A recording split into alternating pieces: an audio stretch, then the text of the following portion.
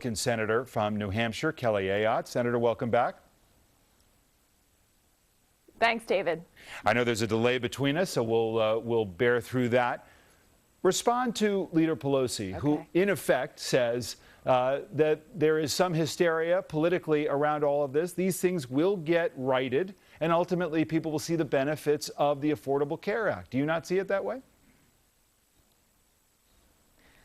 No matter how much Congresswoman Pelosi tries to spin this is a mess, David.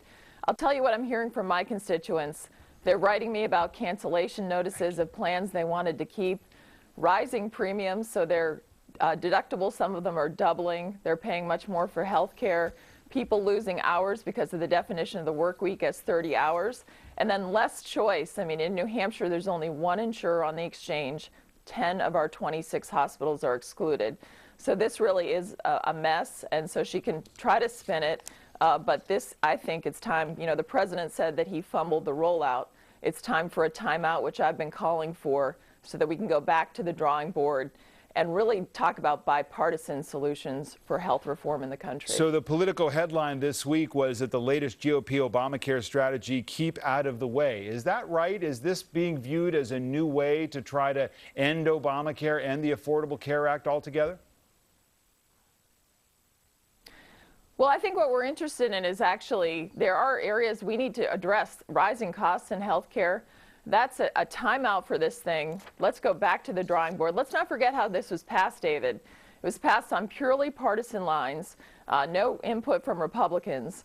And so that's what you get when you try to push it through. And as the former speaker said on your show and said previously today when you played the clip for her, we have to pass it so that you can find out what's in it. Well, now the American people know what's in it. My constituents are very unhappy with the notices they're receiving and higher premiums. But this is what the New York Times wrote this week about what the president's up against. The failures getting this rolled out, but also this. Mr. Obama is battling a Republican opposition that has refused to open the door to any legislative fixes to the health care law and has blocked him at virtually every turn.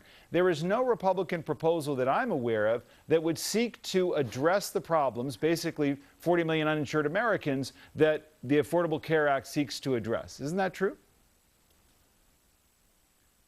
Well, David, I would say this. Let's start with the principle that in medicine, the first rule is to do no harm. And politicians addressing health care need to do no harm.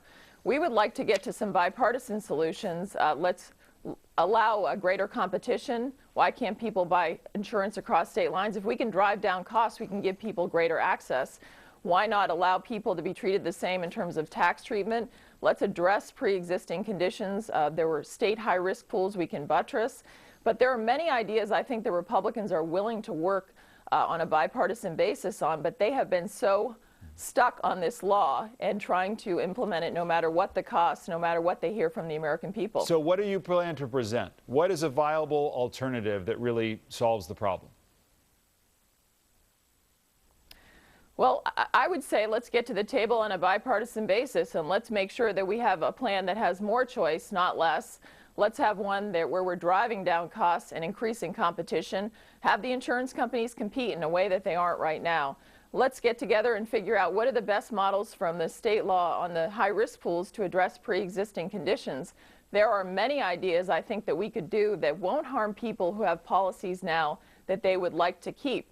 And I think that's the problem that we're seeing is a law that harms so many people who right now we're trying to do the right thing and have health insurance, and now they're receiving these cancellation notices and higher premiums. And it seems to me that we should work together to address this health care reform instead of the way this was done on party lines. All right, we're going to leave it there. Senator Kelly Ayotte, thank you so much for your time. I appreciate it. Thank you. And coming up here, we're going to go beyond the politics.